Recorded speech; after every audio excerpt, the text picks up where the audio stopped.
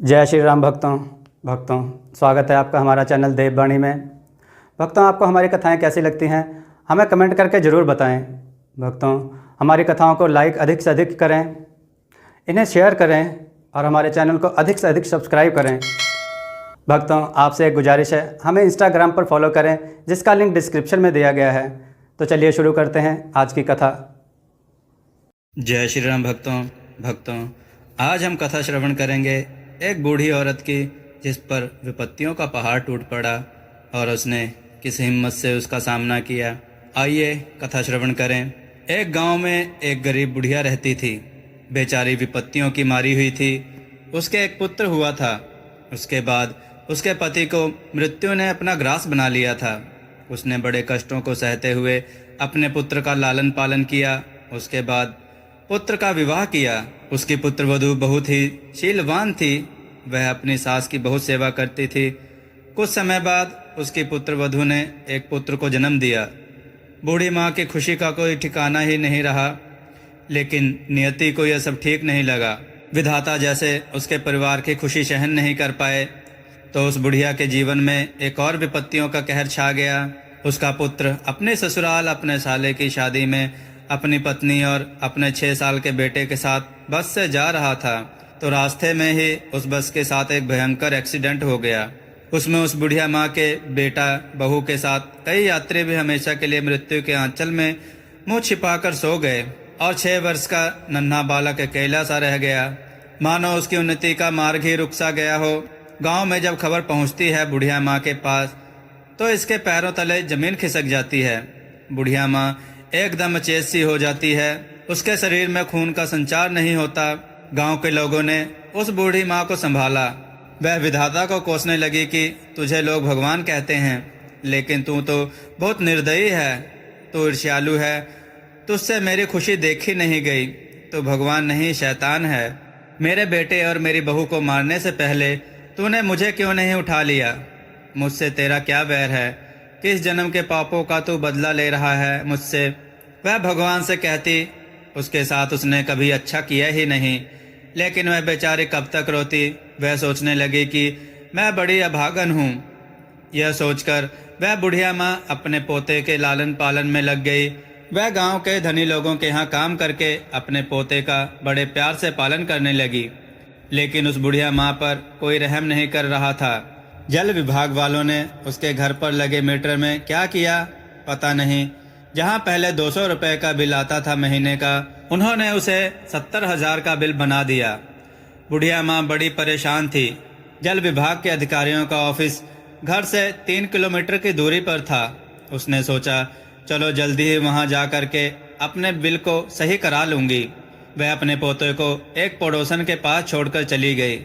जब वह वहाँ पहुँची तो ऑफिस बंद था। उसने लोगों से पूछा कि यह ऑफिस कब खुलता है, तो लोगों ने बताया कि 10 बजे खुलेगा। वह ऑफिस खुलने का इंतजार करने लगी। कुछ समय बाद ऑफिस खुला तो वह अंदर गई।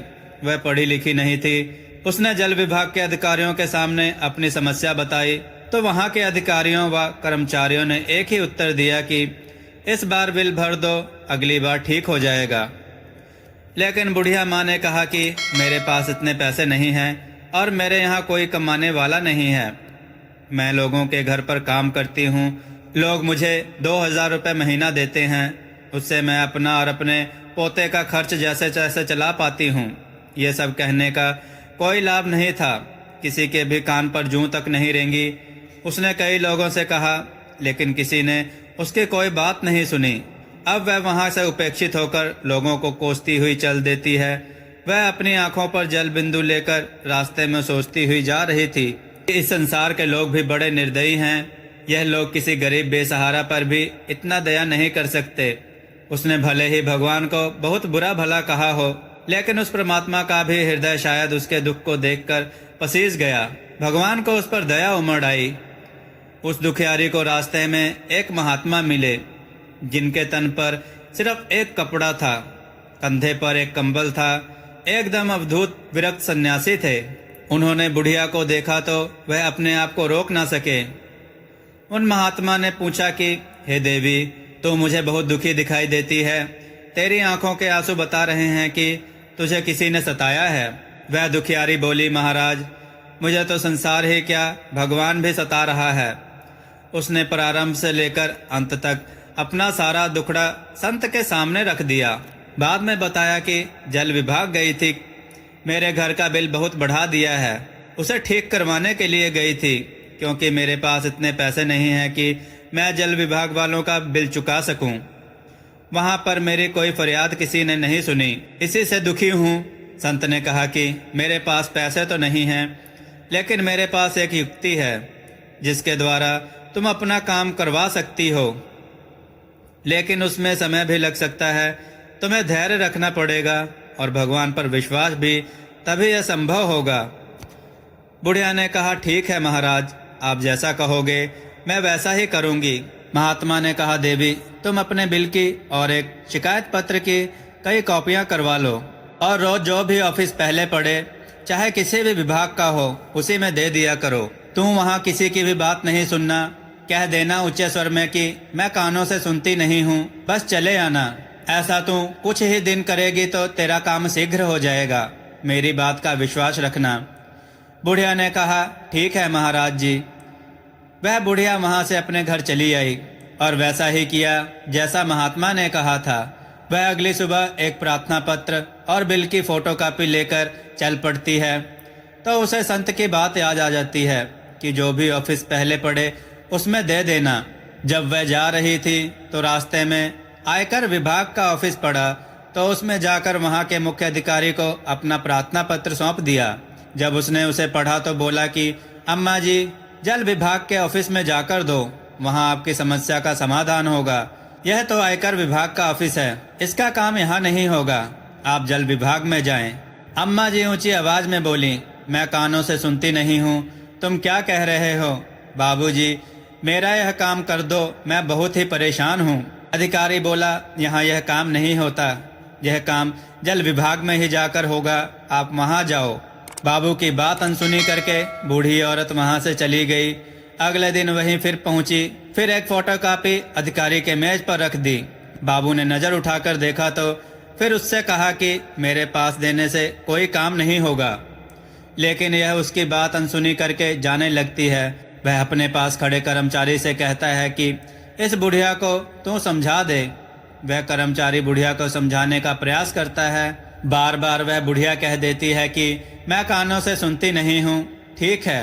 अगले दिन से बुढ़िया ने वही काम लगातार 8 दिन तक किया।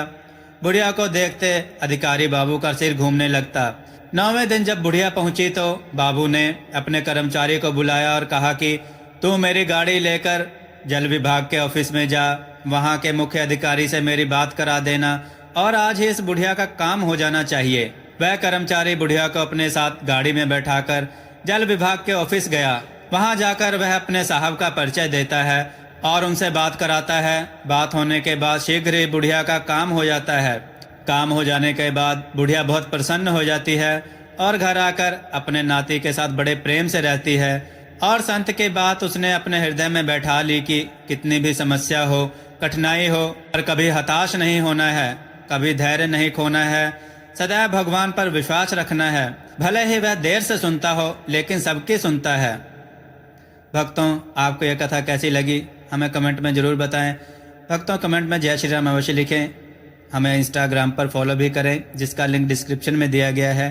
भक्तों, देववाणी की तरफ से आप सबका बहुत बहुत धन्यवाद कि आप सबने हमारे चैनल को बहुत सहयोग दिया और हमारी वीडियो को बहुत पसंद किया, जिस वजह से हमें YouTube की तरफ से मेंबरशिप का ऑप्शन मिला, जहां पर आप हमें ज्वाइन बटन पर क्लिक करके हमें ज्वाइन कर सकते हैं। जो हमें ज्वाइन करेगा उन्हें हम कई तरह की सुविधा देंगे और उनके कमेंट का जवाब देंगे। यहाँ पर आपको हम कथा कहानियों के टिप्स भी देंगे और हम आपके सुझाव पर वीडियो बनाने की पूरी कोशिश करेंगे और हम आपका नाम वीडियो में जरूर लेंगे। धन्यवाद।